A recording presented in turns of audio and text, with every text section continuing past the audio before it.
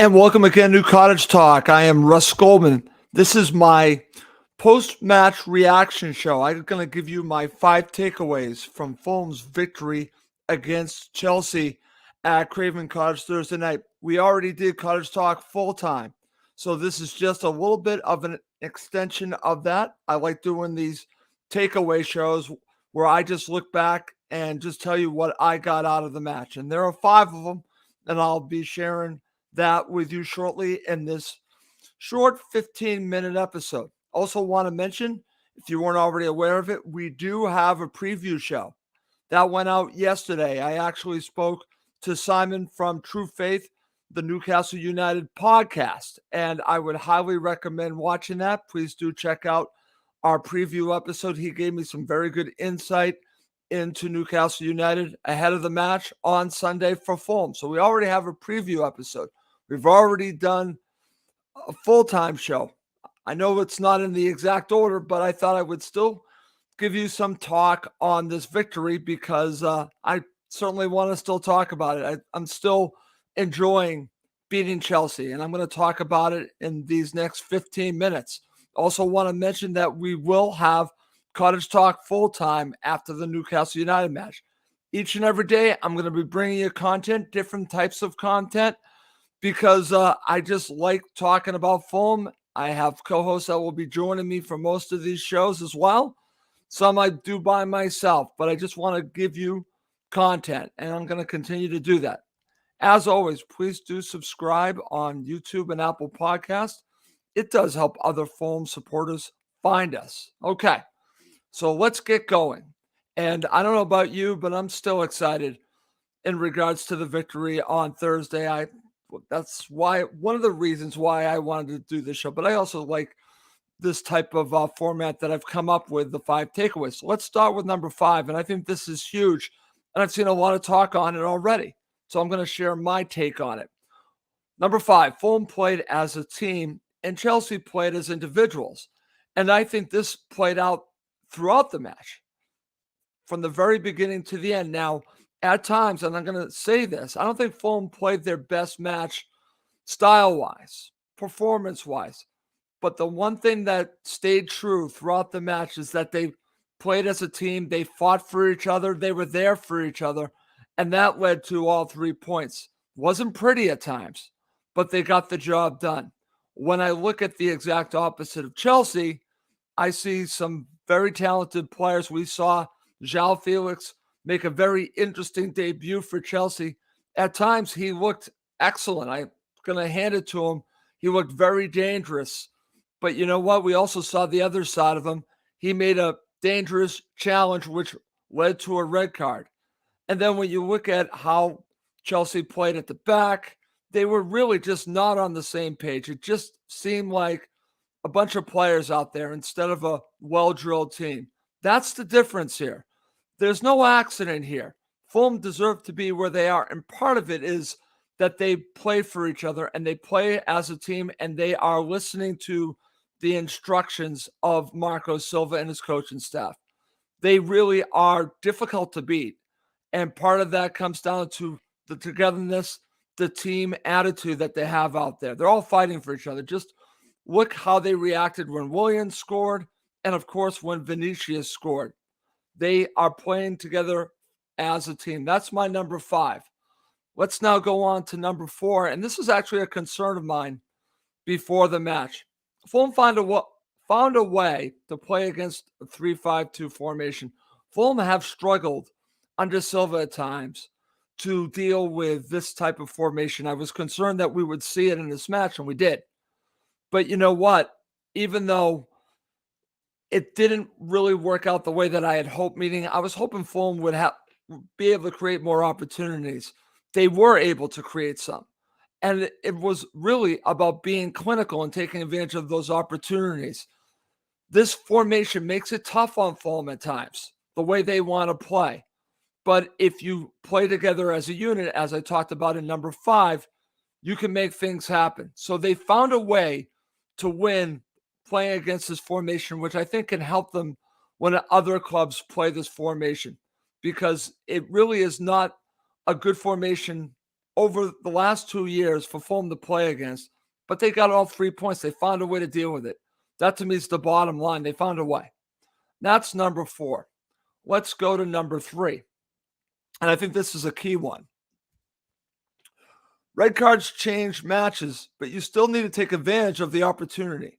So when you look at it, yes, Felix's red card, automatically you're thinking, okay, Fulham can go ahead and win this match. That's what was going through my mind. It probably was going through the minds of the players.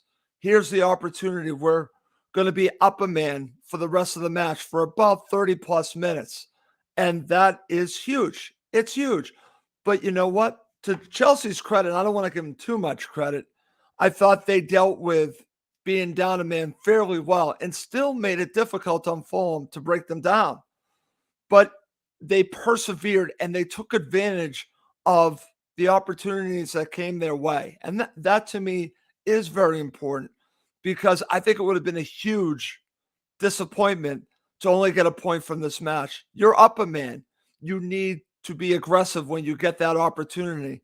And like I mentioned, they didn't create a tremendous amount, but when they did, they took advantage of it. And that cross from Pereira was fantastic, and Vinicius took advantage of the opportunity. What's funny about this is, for playing against 3 at the back, he beat 2 center backs and basically a goalkeeper who was in between 2 trains of thought and scored a goal. So it was a tremendous delivery, but it also was a great goal from Vinicius. And I don't buy this that it was a tap, and I've heard this talk.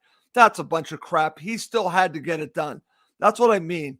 You got to take advantage of the opportunity that is right in front of you. When you're up a man, you take advantage of it. And then Fulham saw the match out being up this man.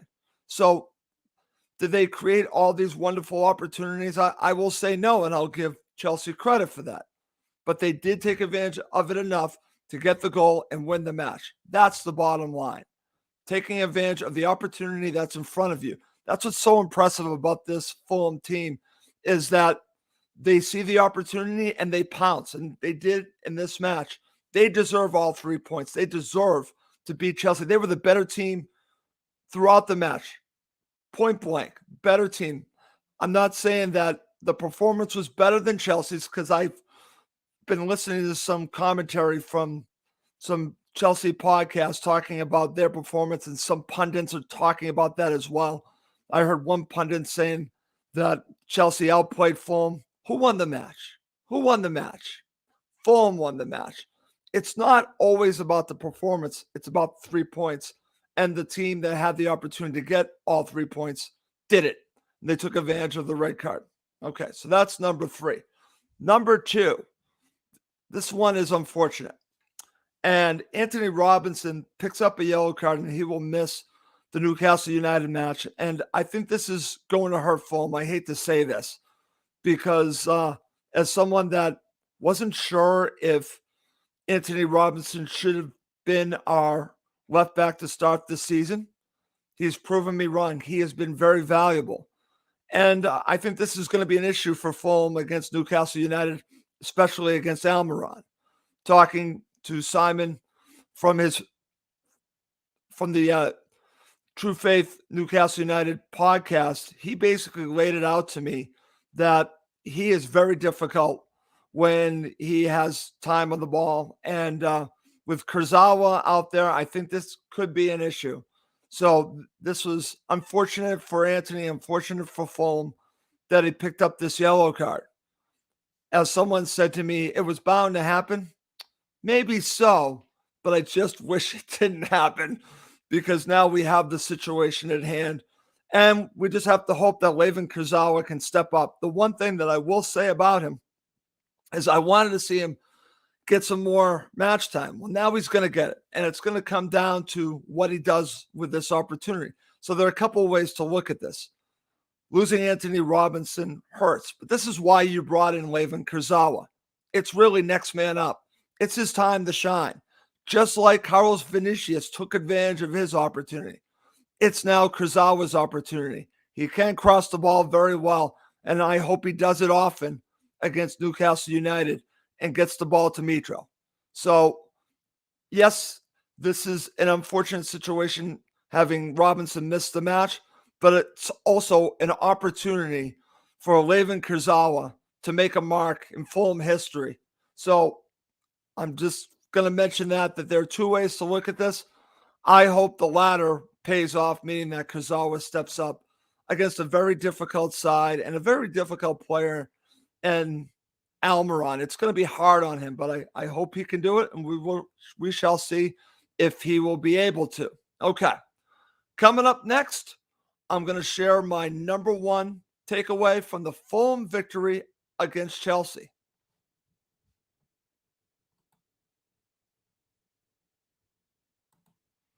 Okay. To end this show, I'm going to share with you my number one takeaway from Fulham's victory against Chelsea. And like I said, I'm still enjoying the fact that they beat Chelsea. So I think this one's a no-brainer. It's easy. The win moves Fulham to 6, and they deserve to be there. That's the interesting part about this, because and this goes hand in hand with some of the commentary that I've heard over the past couple of days from a lot of pundits across the pond from where I am in England and also here in America. I'll use ESPN Plus as an example. They did 45 minutes, I kid you not, on the Chelsea-Fulham match, and not 2 minutes did they talk about Fulham winning the match. They did not get the respect that they deserve from ESPN Plus. It really upset me. I watched it for 45 minutes waiting for them to at least acknowledge that Fulham won the match, and they just simply did not do it. Fulham had earned this respect. They earned where they are right now, 6. They absolutely did. And to watch this on ESPN Plus was just so infuriating. But the flip side about this, they are getting some deserved recognition, and that actually came from Peacock. Peacock here in America with Tim Howard, former Everton goalkeeper, and Danny Higginbotham, former Manchester United player, couldn't say enough good things from Fulham about Fulham. And what's interesting about it, they approached it this way. They started their show by saying after the Fulham match that they understand that a lot of the talk, I'm paraphrasing, is going to be about Chelsea, but they're going to put the focus on where it should be, on Fulham. And they started to talk about Fulham for a good 15, 20 minutes, and it was great to see. They broke down the goals. They broke down the opportunities. They focused on who won the match and who's on the ascendancy. Fulham deserve to be where they are. I gave you the reasons at the beginning of the show. The fact that they play together as a team, they deserve to be here. So it might take a while for them to earn the respect beyond the Fulham supporters and, like I said, some other media outlets. But they deserve to be 6. They've earned it. They're on 31 points. They deserve it. So enough with other supporters not understanding what's going on with Fulham. At some point, you're going to have to. And they're making their mark. And they deserve to be 6. We'll see if they can end in 6. Who knows? Like I said, what's great about this, they've won 5 matches in a row, 4 in the league, and winning is infectious. Can they go and beat Newcastle United in St. James's Park? Well, I'm here to tell you it's going to be difficult, but I wouldn't bet against them. I'll just leave it at that. I wouldn't bet against them. I predicted a Newcastle United victory, but it wouldn't shock me if they go in there and get all 3 points. I'm just going to say it. It should not be a surprise if Fulham win the match on Sunday. It shouldn't. Absolutely should not. Okay. Well, I do have some comments. Let's see what I have from some of the Fulham supporters. Let's start with my friend Steve Reynolds. We're getting the results from hard work as a team. We will suffer defeat, but it's how we bounce back from it and unite as a team for the next game. Good point, Steve. Listen, they've actually had some very bad losses. Manchester United, Manchester City. Good point by you. It's how they bounce back, let's just say 3 to 4 weeks later. And we're able to then get on this run. It's not dwelling so much on what happened. It's moving on to the next match. And they're able to do that. They're able to have the blinders on and really do who's up next. And Newcastle United are up next. Okay, let's see what else is being said. This from my friend Colm Bugle. I love Colm. I agree with a few people who said we actually played a better game against Manchester United than we did against Chelsea. But the result is what matters in the end. Colm, that's my point.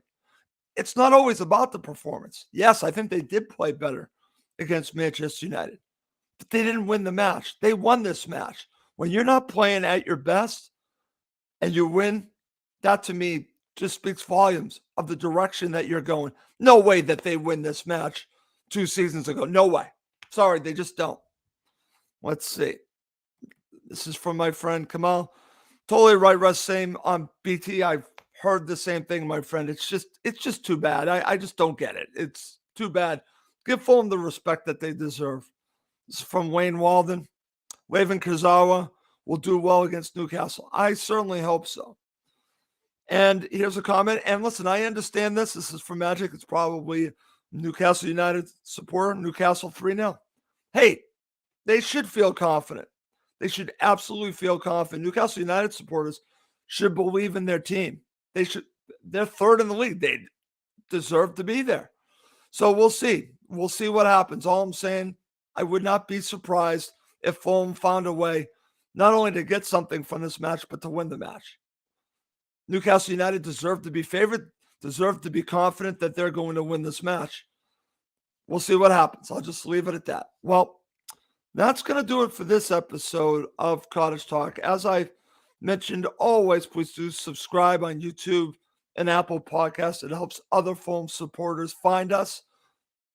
As I mentioned at the beginning of the show, we do have a preview episode of this match against Newcastle United. Please do check that out.